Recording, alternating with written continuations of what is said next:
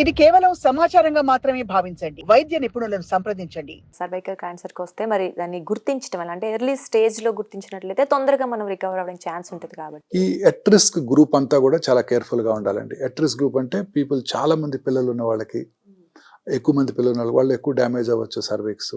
తర్వాత poorer sections of the society, multiple sexual partners ఉండే వాళ్ళకి, వీళ్ళందరికీ కూడా ఈ క్యాన్సర్ వచ్చే అవకాశాలు ఎక్కువగా ఉంటాయి. సో సిమ్టమ్స్ చాలా వేగ్గా ఉంటాయండి, పెద్దగా సిమ్టమ్స్ ఏ ఉండవు. అందుకే సర్వైకల్ క్యాన్సరు చాలాసార్లు లేట్ స్టేజెస్లోనే క్యాన్సర్ని డయాగ్నోస్ చేయడం జరుగుతూ ఉంటుంది. చాలా మైల్డ్గా ఉంటాయి సిమ్టమ్స్. వైట్ డిశ్చార్జ్, చాలామంది స్త్రీలు దీన్ని అశ్రద్ధ చేస్తుంటారు. చాలా మందిలో ఉంటుంది. లాస్ట్ ఇయర్ కూడా వచ్చింది వైట్ డిశ్చార్జ్, ఇప్పుడు కూడా వచ్చింది, తగ్గిపోతుంది అనుకుంటారు తప్ప ఇది క్యాన్సర్ సిమ్టమ్ అని ఎవరు కూడా ఆలోచించరు. తర్వాత బ్లడీ డిశ్చార్జ్, తర్వాత పీరియడ్స్ టైంలో కాకుండా మిగతా టైంలో బ్లడ్ రావటము, పోస్ట్ కాయిటల్ బ్లీడింగ్, ఇది చాలా ఇంపార్టెంట్ వార్నింగ్ సిగ్నల్ అండి. పోస్ట్ కాయిటల్ బ్లీడింగ్ ఉన్నట్టయితే ఎవరికైనా కూడా ఖచ్చితంగా ఇది సర్వైకల్ క్యాన్సర్కి ఒక ఇంపార్టెంట్ సూచన. తర్వాత లో గ్రేడ్ లోవర్ అబ్డామినల్ పెయిన్, కింది పొట్టలో లో గ్రేడ్ డల్ పెయిన్ ఉండటం, ఇది లేట్ స్టేజ్ క్యాన్సర్ని సూచిస్తుందండి. అంటే సివియర్ గా మనకి ఉండదు, చాలా లో గ్రేడ్ పెయిన్ ఉంటుంది. అందుకే అందరూ అశ్రద్ధ చేస్తారు. అందుకే ఎవరు డాక్టర్ దగ్గరికి రారు ఎర్లీ స్టేజెస్లో, అందరూ లేట్ స్టేజెస్లోనే వస్తుంటారు. యాజ్ సచ్ ఎక్కడ క్యాన్సర్ వచ్చినా పెద్దగా పెయిన్ కలిగించదండి, ఓరల్ క్యావిటీలో కానివ్వండి, ఎక్కడైనా కానివ్వండి. సో పెయిన్ లేనప్పుడు మన భారత స్త్రీలు ఏంటంటే బాగా అశ్రద్ధ చేస్తారు, పెయిన్ లేకపోవడంతో అశ్రద్ధ చేస్తారు. సో బ్లడీ డిశ్చార్జ్, ఇలాంటి సిమ్టమ్స్ ఏ ఉన్నా కూడా నువ్వు వెంటనే దగ్గరలో ఉన్న డాక్టర్ చూపించుకోవడం మోస్ట్ ఇంపార్టెంట్ అండి.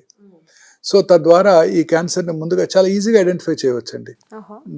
Most of the lady doctor దగ్గరికి వెళ్తారు, క్లినికల్ ఎగ్జామినేషన్ ద్వారానే వాళ్ళు చెప్పగలుగుతారు క్యాన్సర్ ఉంది లేదు. మోస్ట్ ఆఫ్టన్ సో ఈజీ, చాలా ఈజీగా డయాగ్నోస్ చేయవచ్చు, చేతికే తగులుతుంది కదండి ఎగ్జామిన్ చేసినప్పుడు. చాలా ఆఫీస్లోనే వారు డయాగ్నోస్ చేసి చెప్పగలుగుతారు వాళ్ళ ఓపీలోనే. అండ్ ట్రీట్మెంట్ ఎలా ఉంటుందండి దీనికి? ముందు ఇప్పుడు ఈ సిమ్టమ్స్ రాగానే, ఈ సిమ్టమ్స్ ఉన్నా లేకున్నా కూడా ఎర్లీగా డయాగ్నోస్ చేయడానికి కొన్ని ఇంపార్టెంట్ టెక్నిక్స్ ఉన్నాయండి. ఒకటి పాప్స్మియర్. పాప్స్మియర్ అనేది వెరీ సింపుల్ టెస్ట్ అండి, వెరీ కాస్ట్ ఎఫెక్టివ్ టెస్ట్, ఎకనామికల్గా చేసేయచ్చు, సింపుల్గా లేడీ డాక్టర్ వారి ఆఫీస్లోనే చేసేయచ్చు, అంటే ఓపీలోనే చేసేయగలుగుతారు. ఈ పాప్స్మియర్ చేయడం ద్వారా చాలా ఈజీగా మనం ఐడెంటిఫై చేసేస్తాం క్యాన్సర్ ఉంది లేనిది. క్లినికల్ ఎగ్జామినేషన్ ద్వారా కూడా పూర్తి ఐడియా వచ్చేస్తుంది. ఇప్పుడు లిక్విడ్ బేస్డ్ పాప్స్మియర్ అనే కొత్త టెక్నాలజీ అందుబాటులోకి వచ్చింది, ఇంకా ఎక్కువ సెన్సిటివ్ టెక్నిక్, ఇది చాలా ఈజీగా ఐడెంటిఫై చేయగలుగుతాం. తర్వాత హ్యూమన్ పాపిలోమేటస్ వైరస్ డిఎన్ఏ కూడా ఐడెంటిఫై చేయవచ్చు, హెచ్పివి డిఎన్ఏ టెస్టింగ్ చేసుకోవడం ద్వారా అది క్యాన్సరా కాదా చాలా ఈజీగా గుర్తించవచ్చు. వీటిలో కనుక గుర్తించలేనప్పుడు లేదా డౌట్ఫుల్గా ఉన్నప్పుడు సింపుల్ కాల్పోస్కోపీ టెస్ట్ అంటారు. కాల్పోస్కోపీ అంటే ఆ పార్ట్ ఆఫ్ ద సర్విక్స్ని మ్యాగ్నిఫైడ్తో విజువలైజ్ చేయటం. సింపుల్ కాల్పోస్కోప్స్, మొబైల్ ఫోన్ లాంటి కాల్పోస్కోప్స్ కూడా అందుబాటులోకి వచ్చేసాయి. చాలా ఈజీగా మనం దాన్ని గుర్తించవచ్చు. కాల్పోస్కోపీ ద్వారా క్యాన్సర్ ఉంది లేనిది తెలుసుకోవచ్చు. ఒకవేళ డౌట్ఫుల్గా ఉన్నట్టయితే కొన్ని రకాల కెమికల్స్ వాడి డౌట్ఫుల్ ఏరియాస్ని మనం కొంచెం ప్రామినెంట్ అయ్యేటట్టు చేసుకొని ఆ కాల్పోస్కోపిక్ డైరెక్టెడ్ బయాప్సీ చేయడం ద్వారా చాలా ఈజీగా క్యాన్సర్ని గుర్తించవచ్చు. కొన్నిసార్లు అవసరమైతే కోనైజేషన్ అంటారు, అంటే ఆ పార్ట్ ఆఫ్ ద సర్విక్స్ని మనం పూర్తిగా తీసేసి దాన్ని టెస్ట్కి పంపించడం ద్వారా చాలా ఈజీగా ఐడెంటిఫై చేయవచ్చు. సో ఇది చాలా ఇంట్రెస్టింగ్ క్యాన్సర్ అండి. ఏంటంటే దీనికి లాంగ్ ప్రీ క్యాన్సరస్ ఫేజ్ ఉందండి. అంటే ఇప్పుడు ఉదాహరణకి స్క్రీనింగ్ అంటాం కదండి, స్క్రీనింగ్ చేయడం ద్వారా మనం బ్రెస్ట్ క్యాన్సర్ అనుకోండి అర్లీగా గుర్తించవచ్చు.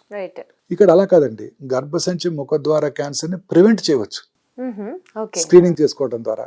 ఎందుకంటే ఈ క్యాన్సర్కి ఒక్కదానికే లాంగ్ ప్రీ క్యాన్సరస్ ఫేజ్ ఉంది. అంటే క్యాన్సర్ అవడానికి కొన్ని నెలలు, కొన్ని సంవత్సరాల ముందే మనం దాన్ని ఐడెంటిఫై చేయవచ్చు.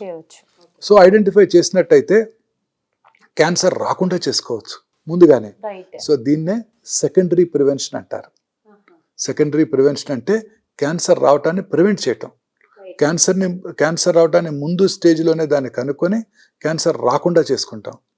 ఇక ప్రైమరీ ప్రివెన్షన్ అంటే ఇందాక మీరు అడిగారే వ్యాక్సిన్. ఈ vaccine is a primary prevention అండి.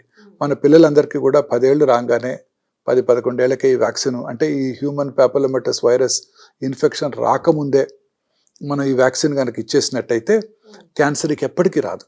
మనం మసూచి, పోలియో ఎట్లా ఎరాడికేట్ చేయగలిగామో భారతదేశంలో, అట్లా ఈ గర్భసంచి ముఖద్వార క్యాన్సర్ని ఎరాడికేట్ చేయగలుగుతాం వ్యాక్సిన్ ద్వారా.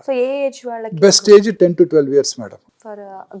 గర్ల్స్ పెళ్లి కాని వాళ్ళందరికీ కూడా ఈ వ్యాక్సిన్ ఇవ్వచ్చు. ఎర్లీ ఏజ్లో అయితే 2 doses సరిపోతాయి, తర్వాత అయితే 3 doses ఇవ్వాల్సి ఉంటుందండి. ఇయర్స్ ఉన్న వాళ్ళకి మనం స్టార్ట్ చేయొచ్చు ఫస్ట్. స్టార్ట్ చేసేయచ్చండి. పెళ్ళైన వాళ్ళు కూడా ఈ వ్యాక్సిన్ తీసుకోవచ్చు మేడం, ముందుగా ఒకసారి చెక్ చేసుకొని. అంటే లేదు లేదు అని నిర్ధారణ Confirmation. చేసుకొని, భారతదేశంలో కామన్ కదండి, ముఖ్యంగా సౌత్ ఇండియాలోనే ఎక్కువ కాబట్టి ముందుగా చెక్ చేసుకొని లేదు అని చూసుకొని చేసుకోవచ్చు.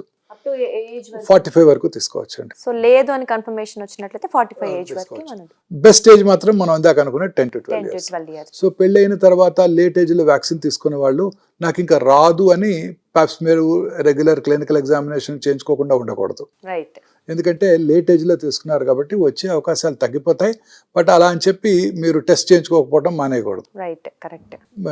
మీ దగ్గరలో ఉన్న గైనకాలజిస్ట్ దగ్గరికి వెళ్ళి రెగ్యులర్గా చెక్ చేసుకోవటం, ముఖ్యంగా ఒకసారి గైనక్ ఎగ్జామినేషన్ చేయించుకోవటం, ఆ గైనక్ ఎగ్జామినేషన్తో పాటు అవసరమైతే పాప్స్మియర్ చేసుకోవటం, ఆ తర్వాత బెస్ట్ అదే టైంలో అదే డాక్టర్ గారితో బ్రెస్ట్ ఎగ్జామినేషన్ చేయించుకోవటం. ప్రతి స్త్రీకి చాలా ఇంపార్టెంట్ అండి. ఎందుకంటే commonest cancer in Indian women now is breast cancer. Doctor గారితో ఒకసారి పరీక్ష చేసుకుని బ్రెస్ట్ క్యాన్సర్ని ముందుగా ప్రివెంట్ చేయడానికి వ్యాక్సిన్ లేదు, సెకండరీ ప్రివెన్షన్ చేసుకోవడానికి ప్రీ క్యాన్సరస్ ఫేజు లేదు. బ్రెస్ట్ క్యాన్సర్ని మనం బీట్ చేయాలంటే అర్లీగా గుర్తించడమే మార్గం. అర్లీగా గుర్తించడం అంటే మీకుగా మీరు, అంటే ప్రతి స్త్రీ వారికిగా వారు వారి యొక్క బ్రెస్ట్ మీద అవగాహన పెంచుకోవటం. అలా ఎప్పుడు వస్తుందండి? రెగ్యులర్గా చెక్ చేసుకోవటం ద్వారా. అది ఎలా చెక్ చేసుకోవాలో అప్పుడు డాక్టర్ గారి దగ్గర నేర్చుకుంటే ఈ పాప్స్మియర్ చేయించుకున్నప్పుడే అది కూడా అలవాటైపోతుంది. తద్వారా 2 కామన్ క్యాన్సర్స్ భారతదేశంలో మనం ప్రివెంట్ చేయగలుగుతాం, అర్లీగా గుర్తించగలుగుతాం. సో ఈ వ్యాక్సిన్ అనేది చాలా ఇంపార్టెంట్. భారత ప్రభుత్వం వారు ఇప్పుడు ఇక ఈ సంవత్సరం నుంచే అందరి స్త్రీలకి, అందరి పిల్లలకి, ఆడపిల్లలకి ఉచితంగా వ్యాక్సిన్ అందజేయబోతున్నారు. సాక్షి టీవీ ప్రసారాలను నిలిపివేయడం చట్టరీత్యా నేరం. సాక్షి టీవీ ప్రసారాల కోసం మీ స్థానిక కేబుల్ ఆపరేటర్ని వెంటనే సంప్రదించండి. డిటిహెచ్లో, ఇంటర్నెట్లో కూడా సాక్షి టీవీ ప్రసారాలను వీక్షించవచ్చు.